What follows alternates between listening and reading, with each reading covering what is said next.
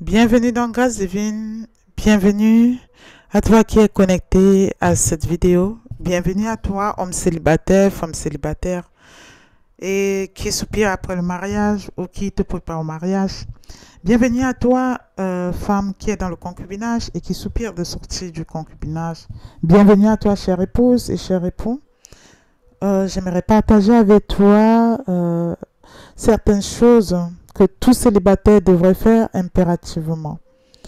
J'aimerais te dire aujourd'hui que le célibat n'est pas un temps d'attente.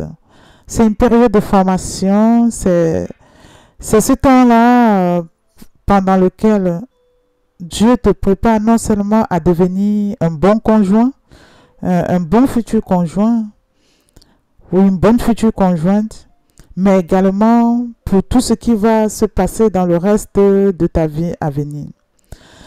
Le célibat, ce n'est pas une époque creuse, bien au contraire, c'est une saison de coaching, c'est une saison de formation intense.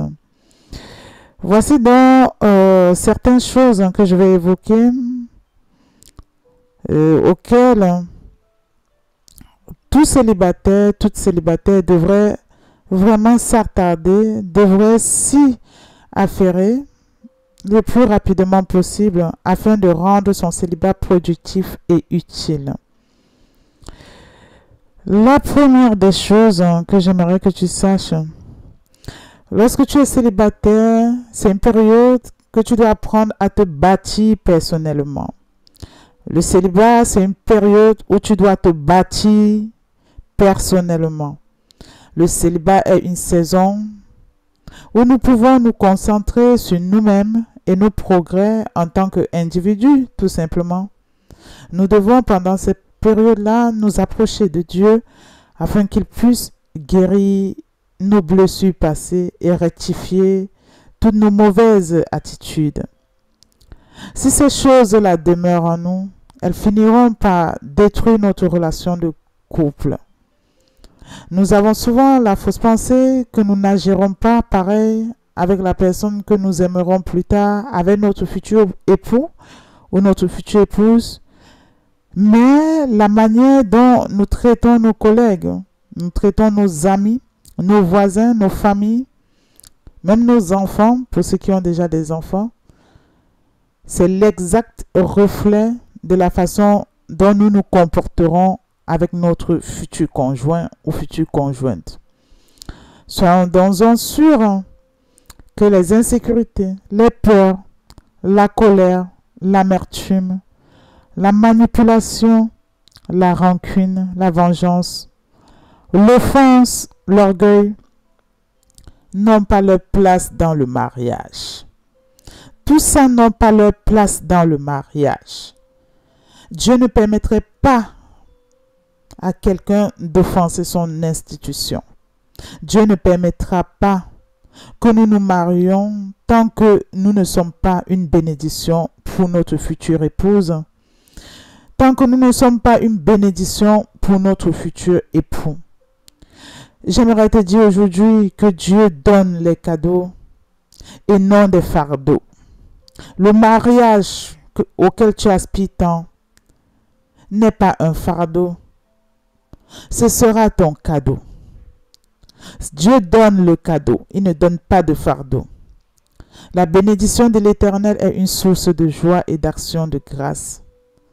La bénédiction de l'Éternel n'est pas de l'âme. La bénédiction de l'Éternel n'est pas de la douleur. Il y a beaucoup qui ont transformé l'institution divine en l'âme. Beaucoup ont transformé l'institution divine en douleur à cause de la méconnaissance pour le mariage. Nous ne pouvons pas entrer dans le mariage avec notre passé. Ma soeur, ma bien-aimée, toi qui m'écoutes, tu ne peux pas entrer dans le mariage avec ton lourd passé. Mon frère, toi qui m'écoutes, tu ne peux pas entrer dans ton futur mariage avec ton lourd passé. Le mariage, ce n'est pas un endroit où on entre avec les dysfonctionnements. Ce n'est pas un endroit où on entre avec des instabilités émotionnelles. Lorsqu'on entre dans le mariage avec nos lourds passés, avec nos dysfonctionnements émotionnels, le mariage se solde par un divorce. Dieu veut, à travers le mariage, nous façonner. Dieu veut même, à travers le célibat même, nous façonner en amont, afin que nous devenions une bénédiction pour quelqu'un d'autre, quelque part dans le monde entier. Est-ce que toi qui m'écoutes, est-ce que tu as compris ça? Il faut comprendre que nous attirons ce que nous sommes. Donc aujourd'hui, si tu soupires, il faut savoir que tu as certainement attiré à toi ce que tu es réellement. Une personne stable, chez qui le Seigneur a déjà fait un travail profond de reconstruction, un travail profond de restauration et de guérison, est difficilement attiré par une personne instable, est difficilement attiré par une personne superficielle et immature. Donc nous attirons le futur conjoint que nous sommes. À nous de savoir quel type de personne nous voulons dans notre vie et nous mettre au travail pour devenir cette personne-là avant le mariage. C'est ce message que j'avais pour toi. Toi, femme, toi, homme qui aspire après le mariage et qui est encore en ce moment dans le célibat. Je te souhaite des jours meilleurs. Je te souhaite de prendre du temps pour façonner la personne que tu dois être. Pour façonner cette future personne que tu t'apprêtes à être avec dans le cadre d'un mariage. Parce que tel tu es, ton futur mari sera. Tel tu es, ton futur époux sera. Tel tu es, ta future conjointe sera. J'espère que ce message t'a béni. Je te souhaite des jours heureux. Je te souhaite de guérir de tes blessures émotionnelles.